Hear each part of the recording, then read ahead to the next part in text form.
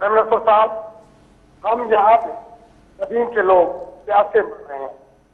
Irrigation का निजाम यहाँ पे जो हमारे सिंध का है ये बिल्कुल करप्ट है, जिसकी वजह से पानी की मुंसिफाना तकसीम नहीं है। और प्राइम मिनिस्टर साहब, एक और के सिंध में बहुत ताकतवर लोग रहते हैं और जो गरीबों का, हम जैसे गरीबों का खून चूस के सिंध में रेगिस्तान बना रहे हैं। प्राइम मिनिस्टर साहब, हमें सिंध हुकूमत से बोला जाता है कि पानी वफाक से नहीं आ रहा, और अभी कुछ दिन पहले यहाँ पे इलेक्शन हुआ था, दिल्ली इलेक्शन, जिसमें 2 दिन पहले वजीर जो आबादी का मिनिस्टर है उसने और डायरेक्टर सीधा ने 19 नए डीओज का ऑर्डर किया है, और हमें कहा जाता है कि हमारे पास पानी नहीं है। 2 मसले हैं।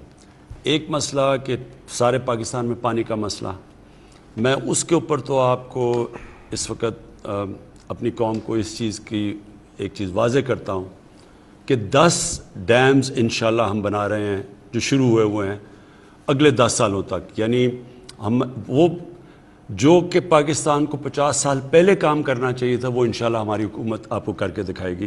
क्योंकि डैम्स इसलिए चाहिए कि पानी को रोकना है, रेजर्वॉयर्स बनाने हैं।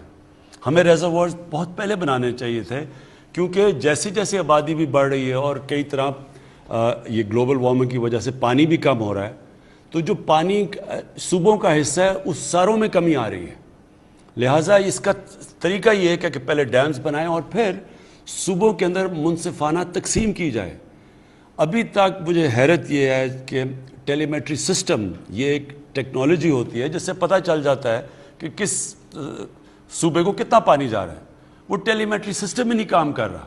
अब हम वो उसके ऊपर पूरी खर्चा कर रहे हैं और ये इस टेक्नोलॉजी के ऊपर इंशाल्लाह ये थोड़ी देर के ऊपर सारी जगह पे लग जाएगा।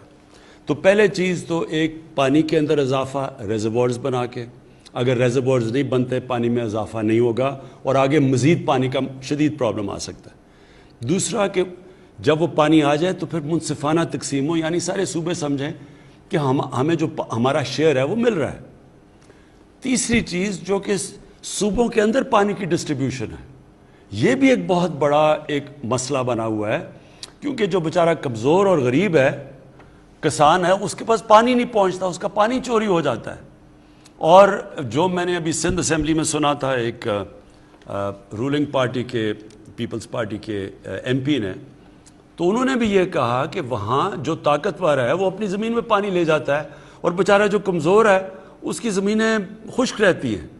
तो इसके ऊपर भी एक हम बात करेंगे कि इसके ऊपर क्या सिस्टम है।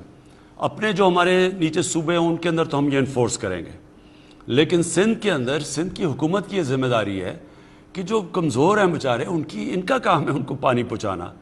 और इंशाल्लाह देखेंगे अगर उनको ज़रूरत पड़ी रेंजेस की, जो कि उसने मांगी थी, जो एमपी हैं जिन्होंने तकरीर की असेंबली में, हम रेंजेस भी प्रोवाइड करेंगे।